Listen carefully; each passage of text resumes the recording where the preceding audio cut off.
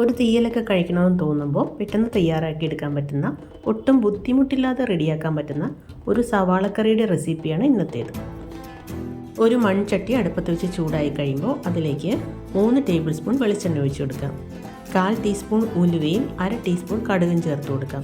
അത് നന്നായിട്ട് പൊട്ടിക്കഴിയുമ്പോൾ ഉണക്കമുളകും കറിവേപ്പിലയും ചേർത്ത് കൊടുക്കാം. ഇതൊക്കെ മൂത്ത് കഴിയുമ്പോൾ മീഡിയം സൈസിലെ 4 സവാള ചെറുതായിട്ട് അരിഞ്ഞതും 4-5 പച്ചമുളക് 2ആയിട്ട് മുറിച്ചതും കൂടെ ചേർത്ത് കൊടുത്ത് ഹൈ ഫ്ലെയിമിൽ 2-3 മിനിറ്റ് ഒന്ന് ഇളക്കി കൊടുക്കാം. അതിനുശേഷം ഒരു 4 മിനിറ്റ് മൂടി വയ്ക്കാം. മൂടി വയ്ക്കുമ്പോൾ ഫ്ലെയിം സിമ്മിലായിരിക്കണം. ഇങ്ങനെ ഒരു 2-3 പ്രാവശ്യം ആവർത്തിക്കണം. 3-4 മിനിറ്റ് കൂടുമ്പോൾ ഇളക്കി കൊടുക്കണം. സവാളയുടെ കളറ് ലൈറ്റ് ബ്രൗൺ ആയി കഴിയുമ്പോൾ 1 ടേബിൾ സ്പൂൺ ഉപ്പ് ചേർത്ത് കൊടുക്കാം. ഇനി ഒരു കഷ്ണം കായം കൂടെ ചേർത്ത് കൊടുക്കാം. നന്നായിട്ട് ഒന്ന് ഇളക്കി ചേർത്ത ശേഷം ഒരു 2-3 മിനിറ്റ് വീണ്ടും അടച്ചു വയ്ക്കാം. ഇനി കായക്കട്ടയ്ക്ക് പകരം പൊടിയാണ് ചേർക്കുന്നതെങ്കിൽ അതിപ്പോൾ ചേർക്കേണ്ടതില്ല, പിന്നീട് ചേർത്ത് കൊടുത്താൽ മതി. ചേർത്ത് കൊടുത്ത കായമെല്ലാം ചെറുതായിട്ട് ഉരുകി തുടങ്ങി. ഇനിയിപ്പോൾ പൊടികൾ ചേർത്ത് കൊടുക്കാം. 1/2 ടീസ്പൂൺ മഞ്ഞൾപ്പൊടി, 1/2 ടേബിൾ സ്പൂൺ മല്ലിപ്പൊടി, 1 ടേബിൾ സ്പൂൺ മുളക് പൊടി, 1 ടേബിൾ സ്പൂൺ സാമ്പാർ പൊടി. ഇത്രയും പൊടികൾ ഒരുമിച്ച് തന്നെ ചേർത്ത് കൊടുക്കാം. എന്നിട്ട് നന്നായിട്ട് ഇളക്കി കൊടുക്കാം. ഒരു 2-3 മിനിറ്റ് തുടർച്ചയായിട്ട് ഇളക്കി മല്ലിയുടെയും മുളകിൻ്റെ എല്ലാം പച്ചക്കുത്തെല്ലാം മാറി എണ്ണ ചെറുതായിട്ട് തെളിഞ്ഞു തുടങ്ങുമ്പോൾ മീഡിയം സൈസിലെ ഒരു പഴുത്ത തക്കാളി അരച്ചത് ചേർത്ത് കൊടുക്കാം. നന്നായിട്ട് അരച്ച് പേസ്റ്റ് പോലെ ആക്കിയതിന് ശേഷം ചേർത്ത് കൊടുക്കണം.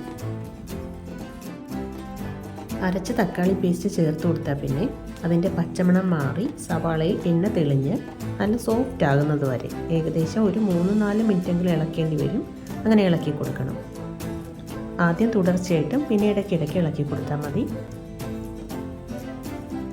ഇനി സവാളയിൽ എണ്ണ തെളിഞ്ഞു തുടങ്ങുമ്പോൾ നാരങ്ങ വലുപ്പത്തിലുള്ള വാളംപുളി 1.5 ഗ്ലാസ് വെള്ളത്തിൽ നന്നായിട്ട് ഞെരടിപ്പിഴിഞ്ഞ് അതുകൂടെ ചേർത്ത് കൊടുക്കാം. അതൊന്ന് തിളച്ച് കഴിയുമ്പോൾ 1/2 ഗ്ലാസ് വെള്ളം കൂടെ ചേർത്ത് കൊടുക്കാം. അങ്ങനെ മൊത്തം 2 ഗ്ലാസ് വെള്ളമാണ് ഒഴിച്ചു കൊടുക്കുന്നത്. ഇനി ഹൈ ഫ്ലെയിമിലാക്കി കൊടുക്കാം. നന്നായിട്ട് തിളയ്ക്കുന്നത് വരെ ഹൈ ഫ്ലെയിമിൽ മതി. അതിനുശേഷം സിമ്മിലേക്ക് മാറ്റി ഒരു 10-15 മിനിറ്റ് വരെ ചെറുതീയിൽ ഒന്ന് വറ്റിച്ചെടുക്കണം. കറി ഒന്ന് തിളച്ച് തുടങ്ങിയതിന് ശേഷം ഉപ്പും പുളിയും കായും എല്ലാം ഒന്ന് ചെക്ക് ചെയ്യാം. എന്തെങ്കിലും കുറവുണ്ടെങ്കിൽ അത് ചേർത്ത് കൊടുക്കാം. ഇനി കായക്കട്ട ചേർക്കാതെ പൊടിയാണ് ചേർക്കുന്നതെങ്കിൽ ഈ സമയത്ത് ചേർത്ത് കൊടുക്കാം.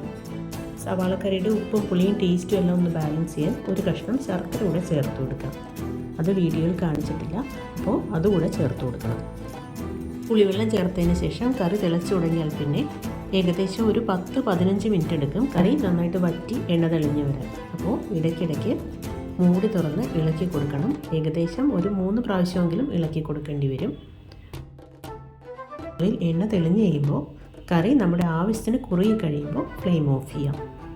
ഇതായിപ്പോൾ സവാളക്കറി എണ്ണയെല്ലാം തെളിഞ്ഞ് ആവശ്യത്തിന് കുറുകി നല്ല കറക്റ്റ് പരുവത്തിലായിട്ടുണ്ട്. ഇനിയിപ്പോൾ ഫ്ലെയിം ഓഫ് ചെയ്ത് ഒരു 10 മിനിറ്റ് കൂടെ മൂടി വെച്ച ശേഷം വിളമ്പാവുന്നതാണ്. ഇത് ചോറിൻ്റെ കൂടെ കഴിക്കാൻ നല്ല ടേസ്റ്റാണ്. ഒരു പൊരിച്ച മീനോ ചമ്മന്തിയോ പപ്പടമോ തോരനോ ഒക്കെ ആയിട്ട് കഴിക്കാൻ നല്ല രുചിയാണ്. അപ്പോൾ സവാള കൊണ്ട് ഇങ്ങനെ കറി ഉണ്ടാക്കാത്തവരുണ്ടെങ്കിൽ ഇതേപോലെ ഒന്ന് ചെയ്ത് നോക്കും. തീർച്ചയായിട്ടും ഇഷ്ടപ്പെടും. എൻ്റെ വീഡിയോസ് ഇഷ്ടപ്പെടുന്നുണ്ടെങ്കിൽ എന്നെ ഒന്ന് സപ്പോർട്ട് ചെയ്യാൻ മറക്കല്ലേ. Thank you.